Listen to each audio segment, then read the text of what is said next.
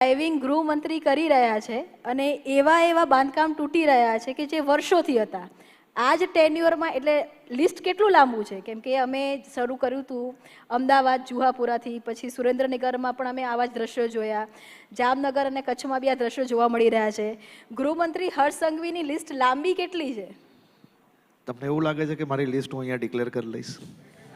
ના, એટલે મને તો નથી લાગતું, પરંતુ જે રીતની લિસ્ટ છે અને એમાં જે પ્રકારનો બેલ્ટ ચાલી રહ્યો છે, ભવિષ્યમાં હજુ કેવા પ્રકારના બદલાવ જોવા મળશે?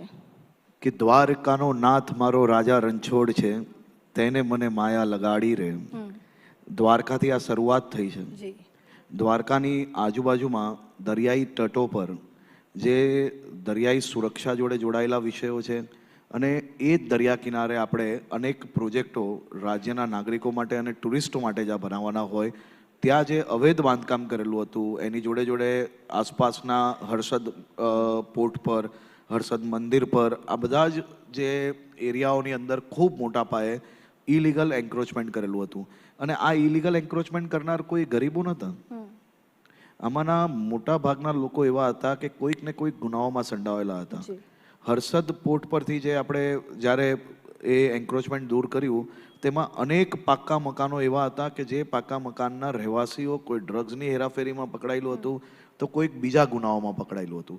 એટલે દાદાનું બુલડોઝર એ ગુજરાતના ખૂણે ખૂણે જે કોઈ જગ્યા પર ઇલીગલ એન્ક્રોચમેન્ટ થયું છે ત્યાં ફરવાનું જ છે અને તેમાં કોઈ બી પ્રકારની રૂકાવટ આવવાની નથી અને આમાં કોઈ બી પ્રકારની દયા બી નથી આવવાની. કારણ કે આ જે બી એન્ક્રોચમેન્ટ અમે દૂર કરીએ છીએ એ માત્ર સરકારી જગ્યાનો એન્ક્રોચમેન્ટ દૂર કરીએ. હર્ષભાઈ, હું તમને એટલે આ સવાલ વારે ઘડીએ પૂછી રહી છું કે આ જે પણ બાંધકામ છે એ આજકાલનો તો નથી. પોલીસના ચોપડે આ ગેરકાયદેસર બાંધકામ વર્ષોથી નોંધાયેલા હતા. ગુજરાતમાં ભાજપની જ સરકાર હતી. સરકાર હિંમત નહોતી કરતી કે ગૃહમંત્રી એક અલગ વિઝનથી ચાલે છે? કેમ કે સ્વાભાવિક છે કે જ્યારે આપ ડ્રગ્સની વાત કરતા હોવ છો, વિપક્ષ સીધો સવાલ સરકાર ઉપર જ ઉઠાવે છે કે તમારા શાસનની અંદર ડ્રગ્સ આવતું વધ્યું છે. આપનો જવાબ એ હોય છે કે અમે પકડવાનું શરૂ કર્યું છે.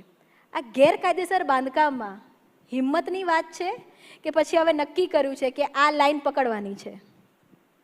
ભૂપેન્દ્રભાઈ પટેલ એ ખૂબ ધાર્મિક, ખૂબ દયાળુ જરૂરથી છે, પરંતુ એમના નિર્ણયો ખૂબ મક્કમતાથી એ લેતા હોય છે અને મક્કમતાથી એની ઉપર કામગીરી કરતા હોઈએ છે.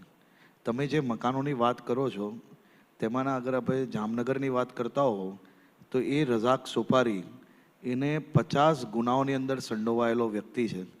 રાજ્ય સરકારની 5000 સ્ક્વેર ફૂટથી વધારે જગ્યા કાલે ખાલી કરાવરાવી છે અને આવનારા દિવસોમાં જામનગરના નાગરિકોની સુવિધામાં એ જગ્યા આવશે ને ત્યાં જામનગરના નાગરિકોની સુવિધામાં અનેક પ્રોજેક્ટો ઊભા કરીને આપણે નાગરિકોની સુવિધામાં એ જગ્યા ખાલી કરાવરાવી. કચ્છની અગર વાત કરતા હો છો તમે, અગર તમે કચ્છની વાત કરતા હો, જે કાલે 3 મદ્રેસાઓ જે ડિમોલેશન થયા છે તે જરૂરી હતું. કારણ કે એ જગ્યા ત્યાંના ગામના ખાસ કરીને સરપંચ જેમ કે ગ્રામ સભા મળી શકે, ગામના નાગરિકોની બીજી સુવિધાઓ વધી શકે, તો એ જગ્યાઓ ઇલીગલ એન્ક્રોચમેન્ટ જે થયેલું હતું એ જ નીકાળ્યું છે. જે સરકારનું કામગીરી છે ને એ સરકાર કરી રહી છે. મુખ્યમંત્રીશ્રીનું વિઝન ક્લિયર છે અને એ વિઝન પર અમે કામગીરી કરી રહીએ છીએ. મદ્રેસા તોડીને ક્યાંક ને ક્યાંક જે ચર્ચા વિપક્ષમાં પણ છે, તમારી સરકારની અંદર પણ જે ઝીણી ઝીણી ચર્ચા ચાલી રહી છે, જો વિપક્ષ, હર્ષભાઈ એક મિનિટ, હર્ષભાઈ સવાલ પતવા દો, જવાબ પછી તમારે જે આપવો હોય, કે હર્ષભાઈ મદ્રેસાઓ તોડીને ક્યાંક ને ક્યાંક એમની જે હિન્દુ નેતાવાળી ઇમેજ છે એ ધીમે ધીમે બિલ્ડઅપ કરી રહ્યા છે. આ તદ્દન ખોટી વાત છે. એનું કારણ એ છે કે હું બધા જ સમાજોને સાથે લઈને ચાલનાર વ્યક્તિ છું. મારા વિપક્ષી મિત્રોને ખાસ મારી વિનંતી છે કે આ બધી જ જગ્યા એ બોર્ડર એરિયા જોડે જોડાયેલી જગ્યાઓ છે. જો એ રઝાક સોપારીને બચાવવા માંગતા હોય તો આ પ્રકારના નિવેદનથી રઝાક સોપારી નહીં બચે. પણ રઝાક સોપારી અત્યાર સુધી બચ્યો કઈ રીતે એ બી તો સવાલ છે ને હર્ષભાઈ. સરકાર તમારી જ છે. તમામ ગુનાઓ દાખલ કરનાર સરકાર ભારતીય જનતા પાર્ટીની જ છે. પણ આટલા વર્ષો સુધી શરણ કોણે આપ્યું? પણ રઝાક સોપારી જેવા લોકોને જો કડક પગલાં ભરાય તો કોંગ્રેસના પેટમાં શું દુખે છે એ મને હજી નથી સમજ પડતી.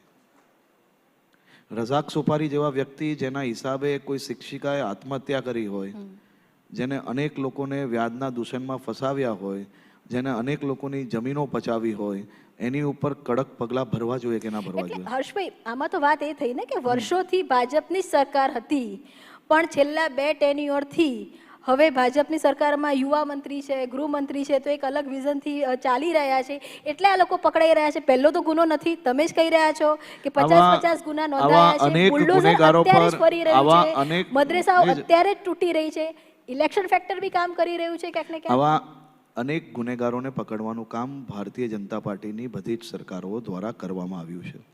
જેમ તમે પોતે બી જાણો છો કે પહેલાં પોરબંદર કેમથી ઓળખાતું હતું, અમદાવાદ, રાજકોટ, સુરત કેમથી ઓળખાતું હતું, અને આજે આપણું રાજ્ય કઈ દિશામાં જઈ રહ્યું છે, આજે આપણું રાજ્ય દેશમાં નંબર 1 બન્યું છે, કેવી રીતે બન્યું? એ ભારતીય જનતા પાર્ટીની ભૂતકાળની એક પછી એક બધી જ સરકારે જ્યારે કામગીરી કર્યું ત્યારે આ બધું યોગ્ય બન્યું છે, અને એ માટે આજે એટલે અમે તમે લોકો એવું કહો છો કે શાંતિથી બધી ભાજપના કામગીરી કરી શકીએ સરકારમાં છીએ. એ સમય એટલો પરફેક્ટ ન હતો કે આટલી મજબૂતીથી રેડ થઈ શકે